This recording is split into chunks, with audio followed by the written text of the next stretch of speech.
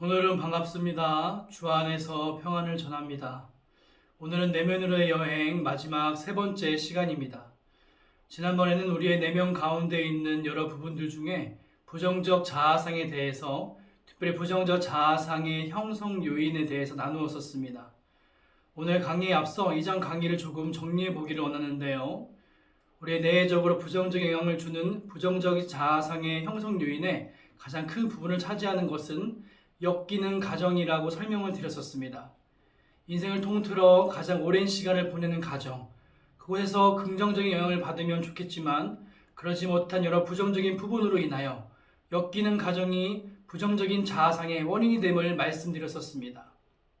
그래서 가정 안에서 인간의 육체적인 필요와 감정의 수용, 스킨십, 현실에 대한 궁금증 등의 욕구가 해소되지 않을 때 부정적인 자아상이 생기게 되며 여러 가정의 어려운 상황과 가족 구성원의 잘못된 모습도 부정적인 자아상의 원인이 됨을 설명드렸었습니다. 그리고 가정을 제외한 외적인 부정적인 자아상의 형성의 원인으로는 인간이 성장하며 가정을 떠나 머무는 공간인 학교, 직장 등의 조직이 될 수 있으며, 또한 중요한 것은 자기 자신이 부정적인 자아상에서 중요한 원인이 될 수 있음을 설명드렸습니다. 가정 등의 자신이 속한 곳에서 자아상을 무너뜨리는 상황이 있지만 그것을 자신의 발전으로 긍정적으로 받아들이느냐 아니면 한없이 부정적으로 받아들이는가에 대한 그것은 자신의 선택에 달려 있기에 자기 자신의 선택이 부정적인 자아상 형성에 영향을 미친다 하겠습니다. 마지막으로는 사단의 참소를 언급하면서 부정적인 자아상의 원인은 보이는 영역만이 아닌 보이지 않는 영역에도 그 원인이 있으며, 그곳에서 인간에게 부정적인 생각과 마음을 심어주어 자아상의 훼손으로까지 이끄는 사단의 참소 또한 중요한 요인임을 설명드렸습니다. 이제 부정적인 자아상이 생기는 내적인 요인들과 그 원인들을 살펴보았다면, 이제는 이러한 부정적인 자아상이 생김으로 인하여 나타나는 결과들에 대해서 다루려고 합니다. 첫 번째는 부정적 자아상으로 인해 생기는 결과의 모습은 거절입니다. 먼저는 자기 자신을 거절하는 모습이 드러납니다. 이는 자신에게 부여된 안 좋은 자아상을 진짜 자신의 모습으로 생각하는 것입니다. 그래서 그 자신의 모습을 받아들이지 못하는 겁니다. 예를 들어, 죽어버릴 거야, 나 때문이야, 나는 실패할 거야, 나는 못해, 나를 사랑하기 어려워라는 이러한 말을 자주 자신에게 한다면 이는 부정적인 자아상으로 인한 거절의 결과의 표현일 수 있습니다. 젊은 세대들이 많이 하는 말 중에 이생망이라는 말이 있습니다. 이것은 이번 인생은 망했어 라는 말의 줄임말입니다. 자신에게 주어진 열악한 상황으로 인하여 생기게 된 안 좋은 자아상을 가지고 자신과 앞으로의 인생을 부정적으로 미리 평가하는 말입니다. 이런 자신을 향한 부정과 거절이 많은 사람은 자신을 사랑하지 못합니다. 자신의 부족함만 보려고 합니다. 무조건 나는 할 수 없다라고 생각합니다. 이런 사람은 어느 누구든지 그 사람이 자기보다 나은 것을 귀신같이 찾아내서 자신을 자학하는 것으로 삼습니다. 다른 사람과 끊임없이 자신을 비교하고 이를 통해 자신에 대한 열등감, 자기 학대로 표현합니다. 다음으로는 다른 사람을 거절하는 모습도 나타납니다. 앞선 자기 자신에 대한 부정과 거절이 반대로 다른 사람에게 흘러가는 것이에요. 자신에게 했던 말과 동일하게 죽여버리겠어, 아무도 나나 건들지 마, 참견마, 그냥 내버려둬, 이러한 반응을 다른 이들에게 합니다. 겉으로 이것이 보이지 않는다 하여도 속으로 이러한 말과 생각을 자주 하게 됩니다. 그런데 이러한 다른 이에게 대한 거절이 과하게 작용하여 윤리와 상식을 벗어나게 되면 범죄로까지 잘못 이어지게 됩니다. 다른 이에게 상해를 입히고 심지어는 살인으로까지 가는 무서운 일이 생겨나게 됩니다. 우리가 여러 뉴스와 미디어를 접할 때 살인을 자행한 사람에 대해서 조사하다 보면 이상하게 주위에서의 평가와 상반될 때가 많이 있습니다. 착한 사람이었는데, 친절한 사람이었는데 이러한 일을 벌일 줄 몰랐다 말하는 경우를 종종 들을 때가 있습니다.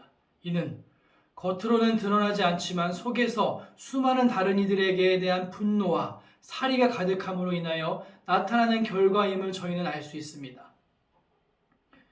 이러한 극단적인 범죄의 원인이 바로 부정적인 자아상에서 시작한다는 것은 여러 연구에서 드러나고 있는 사실입니다. 또한 이러한 다른 이에게 대한 부정과 거절은 특별히 가정에서나 조직에서 나에게 해를 가했던 사람과 관련이 있을 때가 많습니다. 예를 들면 가정에서 아버지에게 상처가 있다면 같은 연배인 중년 남성에 대하여 그가 자신에게 해를 가하지 않았음에도 상관없이 부정적으로 대하게 됩니다. 다른 사람들에게는 아닌데 꼭 아버지와 같은 모습을 한 사람들을 향하여 선입견과 편견을 가지고 대우하는 것입니다. 때로는 다른 모든 일을 미워하며 모든 사람이 자신을 거절한다라고 생각합니다. 그래서 자신이 고립되고 다른 사람이 자신에 대하여 조금만 참견하면 방어적으로 또는 공격적으로 반응합니다. 다음의 거절의 마지막은 이제 어쩌면 가장 중요한 것으로 세상의 학문은 다루지 않는 부분인 하나님을 거절하는 것입니다. 부정적인 자아상은 하나님을 거절하게 합니다. 그리스도인들 중에 부정적인 자아상이 있다면 그것은 거의 대부분 하나님의 관계로까지 이어집니다. 부정적 자아상은 깊고 친밀한 하나님과의 관계를 가로막습니다. 이 부분은 제가 이 자아상 강의를 하는 가장 큰 이유 중에 하나입니다. 부정적 자아상은 하나님과의 바른 관계를 막기 때문에 하나님의 깊은 은혜와 사랑을 만나고 누릴 수 없게끔 방해하기 때문에 이것을 깊게 다루어야 마땅합니다. 이는 자아상 회복에 대한 당위성을 제공합니다. 하나님을 거절하는 것은 부정적 자아상의 결과의 측면을 다 가지고 있습니다. 앞서 설명드린 나를 거절하는 것을 하나님을 거절하는 것으로 영적으로 바라본다면 이는 하나님께서 귀하고 존귀하게 창조하신 나라는 인간을 나 자신을 부정적으로 여긴다는 것과 같은 말입니다. 다시 말해 하나님의 형상으로 직접 빚어 만드신 하나님의 사람인 나 자신을 왜곡되게 보는 것이기에 이는 모든 것을 주관하신 하나님을 곧 거절하는 것과 같은 겁니다. 또한 다른 인을 거절하는 것을 하나님을 거절하는 것으로 본다면 이는 다른 인을 거절하는 것처럼 하나님을 거절하는 겁니다. 구약성경 출애굽기에 나오는 이스라엘 백성의 모습을 설명할 때 어떤 모습이 가장 먼저 떠오르시는지요? 바로 모세와 하나님께 대한 원망과 불평입니다. 말씀에서 이스라엘 백성은 다른 이에게 대한 거절을 서슴지 않고 행하고 있습니다. 자신에게 만족되지 않는 상황이 펼쳐지면 주저하지 않고 타인인 모세와 하나님에게 불평과 불만을 쏟아놓고 있는 것입니다. 이에 대한 원인은 물론 궁극적인 것은 그들의 불순종과 믿음 없음이겠지만 다른 원인으로 본다면 이것은 민족과 백성 전반에 있는 부정적 자아상 때문입니다. 즉 노예근성, 노예의 정체성이 아직 그들에게 부정적 자아상으로 작용하고 있는 겁니다. 애굽의 종살이를 하면서 자신이 섬겼던 애굽인으로부터 받은 온갖 학대와 핍박은 이스라엘 백성들에게 상처로 남았으며 이것은 다른 누군가를 섬기는 것에 대한 반감과 거절로 이어지게 된 것입니다.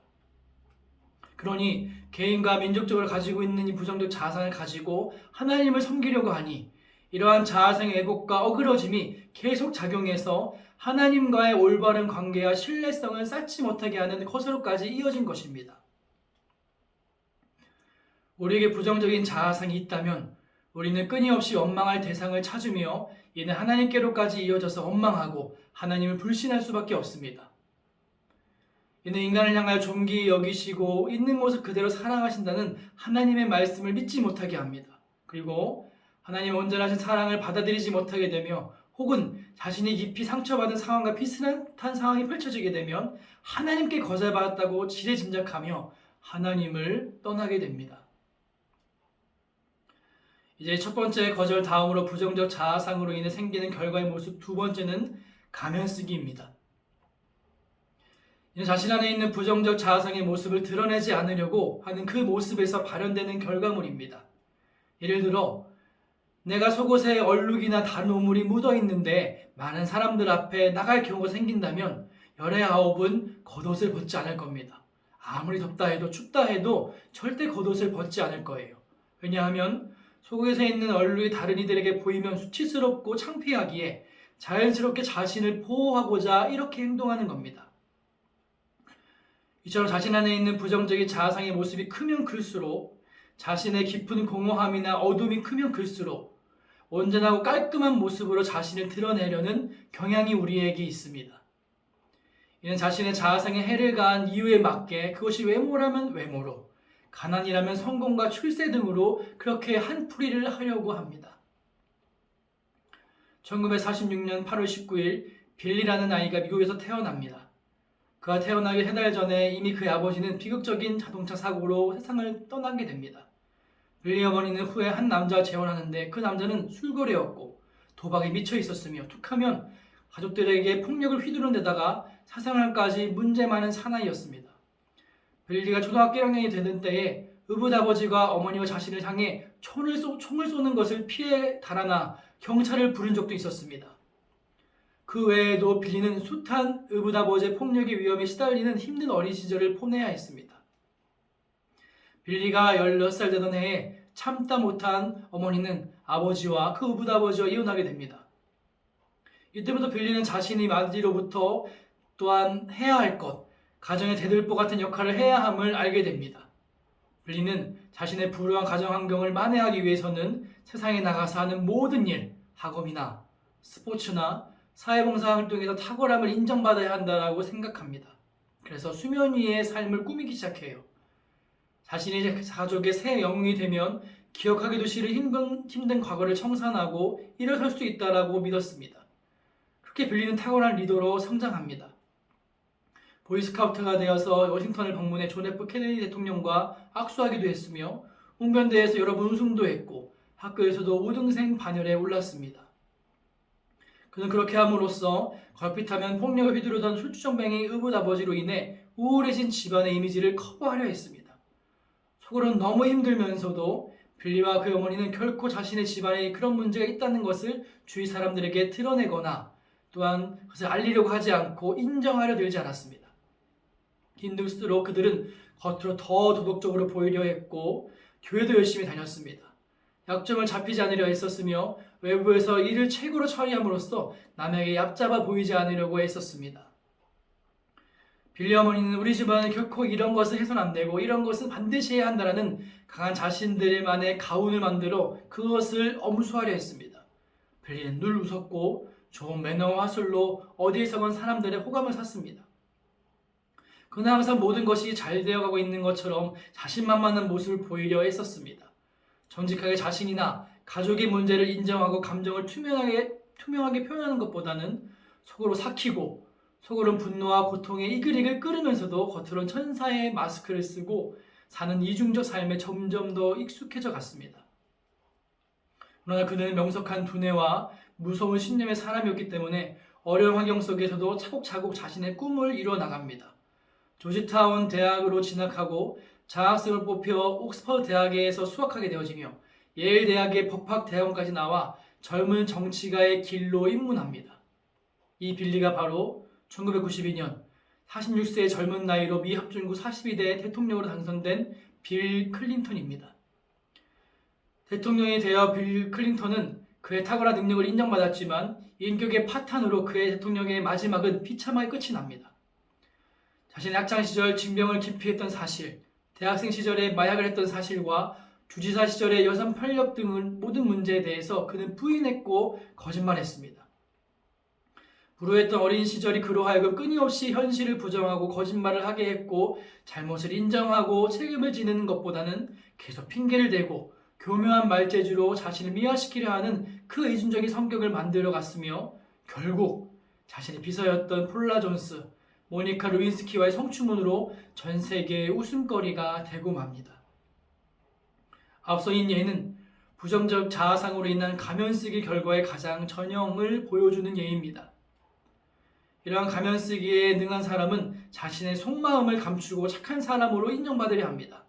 사람들이 원하는 모습으로 사람들을 늘 만족시키지만 정작 자신은 행복하지 못해요. 이는 착함과 섬김의 시작이 올바른 것이 아닌 자신의 상처와 그릇된 자아상을 감추기 위해서이기 때문입니다. 화가 나도 화가 나지 않은 척, 슬프도 슬프지 않은 척, 늘 다른 사람에게 맞춰가면서 살아가는 모습이 있다면, 그것이 우리의 모습에게 있다면 우리는 가면을 쓰고 있지 않은지, 부정적 자아상에 사로잡혀 있지 않은지 돌아보아야 합니다.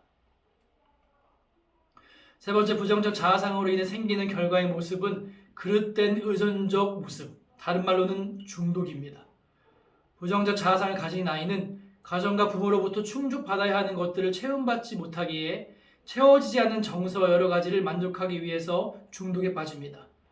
자신을 만족시키며 쾌락을 쉽게 주는 것들, 오락이나 만화, TV, 인터넷, 음란함 등 여러 가지의 중독으로 자신을 채우게 됩니다. 그리고 이것은 끝나지 않고 성인으로까지 이어져서 술이나 도박이나 여성 편력 등으로 끊이지 않고 이어져 나타나게 됩니다. 과거와 현재 엮이는 가족과 여러 외적 원인으로 인해 사랑받지 못한 감정의 고통을 해결하기 위해 무마시키기 위해서 중독에 빠져버립니다. 제가 여기서 빠져버린다는 말을 썼는데요. 빠져버리면 고통은 잠시 피할 수 있을지 모릅니다. 그렇지만 그 중독이 그치면 공허해집니다. 그래서 더 중독에 빠져들어가게 돼요. 또 중독에 빠지면 나중에는 그 중독에 빠진 나 자신이 더 싫어지고 하찮게 여겨집니다. 그런데 그 모습을 또 감추기 더 중독에 빠져갑니다. 이것이 중독에서 헤어나올 수 없는 깊은 굴레입니다. 우리에게 이러한 중독된 모습이 있다면 이것은 부정적 자아상의 결과일 수 있기에 이럴 때는 자신에게 중독이 있음을 인정하고 자신을 돌아봐야 합니다. 이렇듯 왜곡된 자아상, 잘못된 자아상의 결과는 마음을 굳어버리게 하며 또한 하나님과 다른 사람, 자기 자신을 사랑하지 못하게 합니다.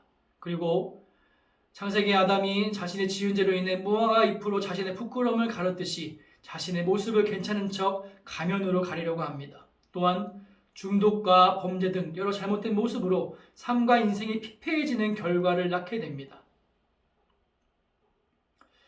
지금까지 이 부정적인 자아상에 대해 살펴보았다면 이제는 이러한 우리 자신과 타인 신앙에까지 영향을 미치는 부정적 자아상을 떨쳐내고 온전한 자아상을 회복하기 위해서 어떻게 해야 하는지를 나누려고 합니다.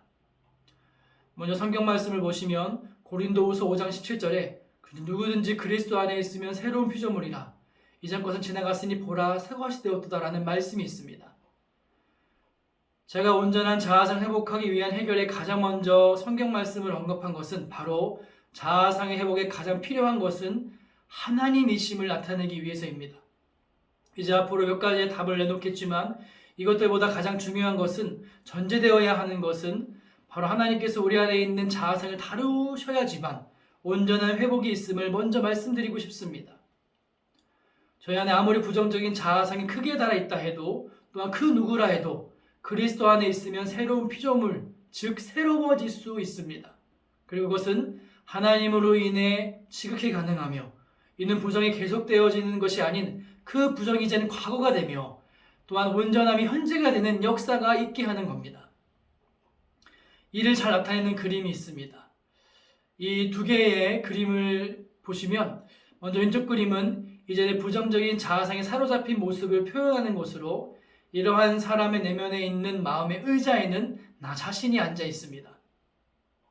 이는 내 마음의 의자에 내가 앉아 있고 주인께서 내 인생 밖에 계시기에 모든 생각과 일을 내가 주관함으로 좌절과 혼란에 빠지게 됩니다. 이 좌절과 혼란은 많은 것이 있겠지만 부정적 자아상이 주는 좌절과 혼란을 말해요. 하지만 오른쪽 그림은 예수 그리스도 주님께서 주인으로 내 마음의 의자에 앉아 계신 모습으로 이는 부정적인 자아상을 주님께 가지고 나가는 자의 모습이며 주의 은혜로 해결받은 자의 모습입니다. 이는 모든 일을 주님께서 주관하심으로 즉 내 부정적인 자아상을 주님께서 다루시기에 자유함을 얻습니다. 그리고 내 마음의 자리에 사랑이신 주님이 계심으로 이전에 부정적 자아상이 주는 모든 어두운 것이 사라지고 사랑이 회복되는 것, 새로운 피조물로 바뀌는 은혜를 얻게 되는 겁니다. 이토록 부정적인 자아상을 내려놓고 온전한 자아상으로 회복되기 위해서는 하나님을 나의 주님으로 인정하는 주되심이 매 순간 필요합니다. 뒤에 한 번 더 설명드리겠지만 부정적 자아상이 생각나고 그로 인하여 잘못된 생각과 행동이 나타나려 할 때마다 우리가 해야 할 것은 주되심의 인정입니다. 즉 나는 존귀한 하나님의 자녀야. 어떤 세상의 것들도 하나님이 주신 내 귀한 자아를 손상시킬 수 없어. 혹여 손상된다 해도 하나님이 계시니 회복되고 새롭게 될 것이야 라는 내 자신을 향한 그 외침이 계속되어야 합니다. 이를 좀 더 구체적으로 우리가 온전한 자아상 회복하기 위해 주님과 함께 행해야 할 것들을 이제 나누기 원하는데요. 먼저는 앞서 설명드린 자신 안에 쓰여진 가면을 벗고 중독을 끊는 것입니다. 내 안의 목마름을 채우기 위해 썼었던 가면과 그토록 매달렸던 중독을 포기해야 합니다. 이를 위해서는 여러 가지 다양한 도움을 주는 방법들이 존재하지만 가장 먼저 해야 할 것은 하나님의 사랑을 경험하는 겁니다. 가면 안에 있는 내 있는 모습 그대로를 사랑하신 그 하나님을 만나야 하고, 내 갈증을 해소하기 위해 하는 그 중독보다 더 좋은 하나님을 만나야지만 온전한 자아상으로 회복할 수 있습니다. 그럼 우리는 무엇보다 하나님의 말씀을 가까이 해야 하며 하나님을 만나는 그 자리, 예배의 자리와 기도의 자리를 사모해야 합니다. 이것은 성도로 그리스도인으로서 당연한 것이겠지만 가장 중요한 것이기 때문에 당연히 해야 하는 것처럼 부정적 자아상과 가면과 중독을 벗기 위해서는 주님께 나아가야 합니다. 우리가 하나님 앞에서와 일상에서 온전한 자아상의 회복을 위해 내 자신이 해야 할 태도의 두 번째는 정직입니다. 이는 다른 말로 고통을 대면하는 것입니다. 이것이 자아상의 회복을 위해 필요한 부분이에요.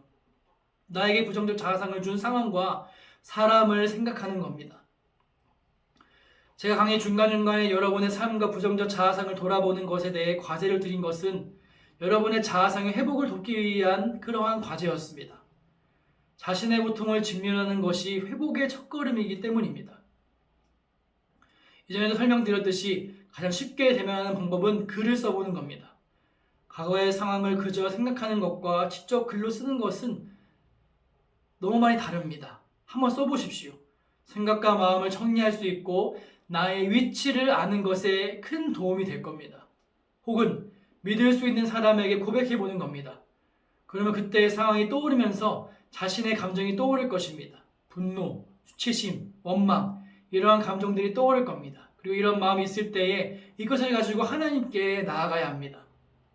하나님의 말씀 앞에 하나님과 대화하는 기도 가운데 이런 마음과 감정을 가지고 나아간다면 하나님께서는 분명히 저희의 마음을 헤아려 주실 것이고 때에 맞는 은혜로 채워주실 것이며 회복시켜 주실 겁니다. 세 번째로는 용서하기입니다.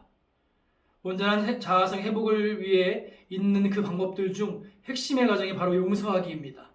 회복의 시작 그리고 복음의 능력은 바로 용서에서 나타납니다. 용서는 아무 고통도 아무 분노도 느끼지 못하는 상태에서 하는 것이 아닙니다.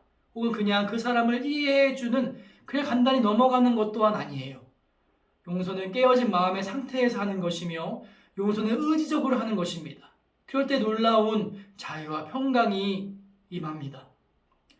용서는 마음이 용서할 준비가 되어서 하는 것이 아니라 의지적으로 하는 것입니다. 그러므로 용서의 중요한 키워드를 한다면 의지적으로, 지속적으로라고 말할 수 있습니다. 용서의 열쇠는 상처받은 나에게 있습니다. 그러므로 우선은 우리 자신을 먼저 용서해야 해요. 바보같이 살았던 나, 그때 반항도 못하고 그냥 당했던 나, 마음에 안 드는 나 자신을 용서해야 합니다. 나를 미워하고 나에 대한 분노를 포기하는 기도를 주님께 올려드려야 합니다. 또한 다음은 쉽지 않겠지만 나에게 부정적 자아상을 준 사람을 예수님의 이름으로 용서해야 합니다. 그 사람에 대한 증오와 복수심이 떠오를 때마다 예수의 이름으로 그 복수심을 포기하는 겁니다. 그리고 그곳에 하나님의 사랑과 이해를 채워달라고 간구하는 겁니다. 네 번째로는 죄에 대한 회개입니다. 영적인 치유는 죄를 다뤄주지 않으면 무의미합니다. 나의 죄가 얼마나 큰지 알아야 큰 은혜로 갈 수 있습니다. 그 상황에 대한 나의 태도를 정직하게 회개해야 해요. 자아생에 피해를 준 사람은 다른 일을 할지라도 그 가운데에서 죄를 선택한 것은 나이기 때문에 그 부분을 회개하는 것입니다. 부정적 자아성으로 인해 미움을 선택하고 분노와 증오를 선택하고 중독을 선택했던 것들, 용서하지 않기로 결단하면서 살아왔던 것들을 회개해야 합니다. 그럴 때 온전한 회복이 일어날 수 있습니다. 자기를 억눌렀던 죄책감과 슬픔들과 연민들이 떠나가게 됩니다. 마지막 다섯 번째로는 공동체에 드러내라입니다. 부정적인 자아상에 대한 오해 중 또한 다른 한 가지가 있다면 이것은 내 문제이기 때문에 오롯이 내가 해결해야지라는 그러한 것이 바로 부정적 자아상에 대한 큰 오해 중 하나입니다. 하지만 개인의 자아상의 문제의 해결은 개인뿐만 아닌 가정과 교회 가운데의 회복으로도 작용할 수 있습니다. 가정과 교회가 개인의 자아상의 문제 가운데 큰 영향을 끼칠 수 있습니다. 그렇다고 내 자아상의 문제의 모든 것을 다 오픈하라는 것은 아니에요. 문제를 가지고 주님 앞에 나아가다 보면, 기도하다 보면 자연스럽게 하나님께서 역사하실 때가 있습니다. 신앙의 동역자들에게, 공동체에게 나누게 인도하실 때가 있습니다. 제가 대학생 때 선교단체에서 리더 훈련을 받을 때의 일입니다. 그 당시 저와 같이 리더 훈련을 받는 사람들을 모아서 수련회를 했었습니다. 제 교회에 전체 한 8조가 되었는데 조마다 한 5명씩 소속되어 있었던 걸로 기억이 납니다. 저의 조도 남녀 합쳐 6명이었던 것으로 그렇게 생각됩니다. 아무래도 공동체의 중요 직책이며 무엇보다 주님 주신 영혼을 감당하는 리더를 세우는 자리이기 때문에 리더 훈련의 과정은 속된 말로 좀 빡셌습니다. 수련회 전에도 수일을 합숙하며 준비하고 일주일 수련회에 참여하는 과정이 전체 과정이었습니다. 그런데 수련회 일정이 절정에 다다르는 수련회 셋째 날 오후 조별 성경 공부 시간이었습니다. 성경 공부 내용이 다른 주제의 내용이었음에도 갑자기 자신의 상처를 나누는 분위기로 이어졌습니다. 지금 돌아보면 하나님의 인도하심이었다는 그런 생각이 듭니다. 그런데 한 자매가 나눔을 시작하는데 그 내용이 자신이 어렸을 때 다른 이로부터 받았던 성적인 아픔을 이야기하는 것이었습니다. 그 가운데 자신이 경험했던 고통과 아픔, 힘듦을 듣고 있는 저희는 모두 침묵할 수밖에 없었습니다. 그때 갑자기 다른 한 자매가 울음을 터뜨리며 오열하는 것이었습니다. 그리고는 자신도 과거에 이와 같은 비슷한 경험이 있었다며 자신의 그동안에 감추었던 상처를 나누기 시작했습니다. 이때부터 저희는 그 두 자매를 위해 기도하기 시작했습니다. 그동안에 받았던 아픔과 상처의 회복을 위해 주님의 위로하심을 구하며 기도하고 그러한 상처로 인하여 왜곡되고 단절되어 있었던 하나님과의 관계의 회복을 위해서도 간절하게 기도했습니다. 또한 저희의 기도는 저의 조를 이끌던 리더 형이 남자의 대표로 그 두 자매에게 용서를 구하는 과정으로까지 이어졌습니다. 누구도 예상하지 못하고 준비된 것이 아니었음에도 이와 같이 이어지는 것을 보며 모두 다 성령 하나님의 인도하심이 그 함께하심이 있음을 모두 느낄 수 있었습니다. 그리고 감사하게 두 자매는 과거의 그 문제에서 자유함을 누리게 되었습니다. 물론 용서의 과정까지는 나가지 못했지만 그동안에 옥죄고 있었던 그 부정적인 자아상에서 벗어날 수 있었고 하나님과의 깊은 관계로까지 회복하며 나아갈 수 있었습니다. 하나님께서는 개인의 문제를 통하여 개인뿐 아니라 공동체 회복으로까지 그것을 인도하십니다. 나 자신의 아픔을 주 안에서 고백하면서 나갈 때 함께 그 문제를 두고 오는 사람을 만나게 되면 우리는 정말 아픔이 자신에게서 치유함을 경험하게 됩니다. 공동체를 통해서 하나님의 사랑을 경험하게 됩니다. 또한 그 아픔을 포장하고 꾸며왔던 껍질들이 벗겨져 벌거벗은 모습 그대로 그 앞에 있다 하여도 전혀 부끄럽지 않게 됩니다. 주님 안에서 진정한 연합이 무엇인지 그때야 비로소 경험하게 됩니다. 진정한 자유함이 생기게 됩니다. 혹여나 문제는 없어지지 않는다 하여도 그 문제로 인한 어둠이 더 이상 나를 지배하거나 나를 구속하지 않게 되는 겁니다. 이제 강의를 마무리하며 로마서 8장 28절 말씀을 보시면 우리가 알거니와 하나님을 사랑하는 자 곧 그 뜻대로 부르심을 입은 자들에게는 모든 것이 합력하여 선을 이루느니라 하나님께서는 저희들에게 말씀하셨습니다. 저는 이 말씀이 얼마나 저희에게 큰 안도와 평안을 주는 말씀인지 모릅니다. 그리고 부정적 자아상으로 인하여 신음하고 있는 주의 자녀들에게 큰 힘을 주시는 말씀임을 믿습니다. 저희들에게 어떤 세상과 하나님이 주는 것들로 우리의 자아상이 훼손되고 왜곡된다 하여도 잊지 말아야 할 단 한 가지는 저와 여러분이 하나님을 사랑하는 자이며 하나님의 뜻으로 부르심을 입은 자들이라는 것입니다. 그래서 다른 말로 하나님께서 우리를 끝까지 사랑하시며 하나님께 우리의 인생이 달려있다라는 그 말과 같습니다. 이것을 저희는 어느 때나 어느 곳에서나 떠올리며 기억해야 해요. 또한 은혜인 것은 우리의 모든 것은 하나님의 선함으로 귀결된다는 것입니다. 제 안에 있는 내면의 모든 것은 결국 하나님께서 다루실 것이고 역사하셔서 선함으로 바꾸실 것이라는 그 믿음이 우리에게 필요합니다. 저는 이것을 받아들임의 나아감과 맡김의 나아감이라고 표현하고 싶습니다. 과거이든 현재이든 나에게 일어나고 있는 상황을 받아들이고 주님 앞에 나아간다면 그것이 부정적인 것이든 긍정적인 것이든 분명 하나님께서는 그 가운데 역사하시며 회복하실 겁니다. 또한 그것이 속히 진행되지 않을지라도 노심초사하지 않을 수 있는 것은 말씀처럼 결국에는 하나님의 선으로 바뀌어질 것이기에 내 안에 부정적인 자아상이 남겨있다 할지라도 포기하지 말고 주님께 맡기며 나아가는 것이 절실히 필요합니다. 성도 여러분, 하나님께서는 저와 여러분을 과거에도 지금도 앞으로도 사랑하셨으며 사랑하고 계시고 사랑하시기를 그치지 않으실 겁니다. 그리고 하나님께서는 우리를 더욱 주 안에서 아름답고 귀한 존재로 예수 그리스도를 닮아가는 존재로 만들어 가실 겁니다. 저와 여러분 모두 주 안에서 내면의 부정적인 옷은 벗어버리고 예수 그리스도의 은혜의 옷을 입는 모두가 되기를 원합니다. 지금 우리의 마음을 가지고 우리의 자상을 가지고 주님 앞에 나아갈 시간입니다. 함께 주님 앞으로 나아가십시다. 기도하겠습니다. 하나님 아버지, 저희에게 이 귀한 시간 허락하심을 감사합니다. 특별히 저희들의 내면을 다루어 주시고 저희들의 자아상을 또한 다루시며 특별히 부정적인 자아상을 온전히 주님 앞에 내려놓으며 하나님 회복하시는 그 온전한 자아상을 힘입고 나아갈 수 있도록 그것이 우리의 삶의 모습과 우리의 모든 인생 가운데 하나님이 주신 선물로 작용할 수 있도록 저희들 가운데 회복시키시고 인도하여 주시옵소서. 감사드리며 예수 그리스도의 이름으로 기도드렸습니다. 아멘. 이로써 내면으로의 여행 강의를 이제 마치겠습니다. 강의를 허락해 주신 주님께 영광 올려드리며 함께 해주신 성도분들에게도 주님의 사랑과 축복을 전합니다. 다시 한번 감사드립니다.